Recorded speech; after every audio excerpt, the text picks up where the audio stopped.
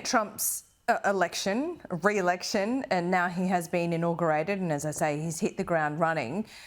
Has that changed how you might approach things at this election? Do you think it gives corporate Australia perhaps more confidence to pull back on the DEI and the ESG type of things? Is cancel culture less of a threat than it used to be? Well, I think obviously, I think corporate Australia got a bit of a lesson after The Voice there, and I think in Australia Day we're still seeing some of these corporates trying to appease a minority. You can't change history.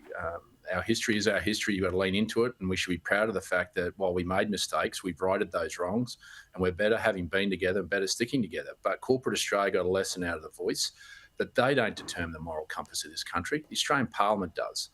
Because if we get it wrong, you get rid of us. And if corporate Australia want to go down this path, then ultimately I think Australians are fair people, but ultimately they get to a juncture where they say we've had enough of you.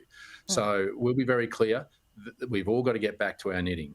Their job is to create wealth in this country, to create jobs. It's not to set the moral compass and not to be set by 12 board of directors sitting in a high rise in Sydney and Melbourne that are out of touch with real Australia.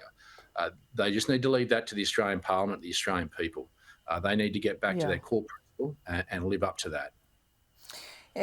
When we have this discussion, we always talk about leaving it to the Parliament as well. But I've got to say, sometimes politicians aren't always the best steerer of the national moral compass either. Well, that's where there's a safety valve. There's an election every 3 years. Yeah. And that's what Australians are asking themselves today. Do they feel better off after 3 years of Anthony Albanese? And will they feel better off and safer if you give him another 3 years? And even his own Treasury is saying you won't. And then when you look at the streets of Sydney and Melbourne burning, I think Australians are overwhelming and look at that and saying, we haven't gone forward, we've gone back. And that safety valve comes in about 3 months' time, that they get to elect a parliament that reflects their aspirations and their fears and about the opportunities and strength of leadership that is offered to them in making sure this country is put back on track. All right, what about Trump's national executive order of only recognising two sexes, two genders? Yeah, and I think there's elements of this that come to the core principle of protecting women, and particularly in things like sport. I think, women should be competing against other women. And you think about it, particularly you get to the professional echelons.